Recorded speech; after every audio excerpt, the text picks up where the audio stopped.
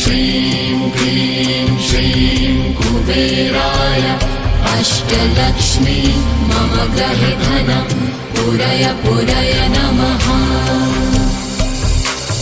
ॐ ह्रीं श्रीं क्लीं श्रीं कुबेराय अष्टलक्ष्मी मम गृहे धनं पुरय पुरय नमः।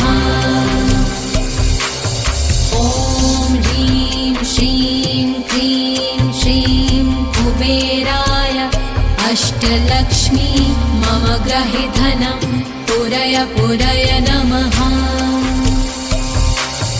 ॐ ह्रीं श्रीं क्लीं श्रीं कुबेराय अष्टलक्ष्मी मम गृहे धनं पुरय पुरय नमः।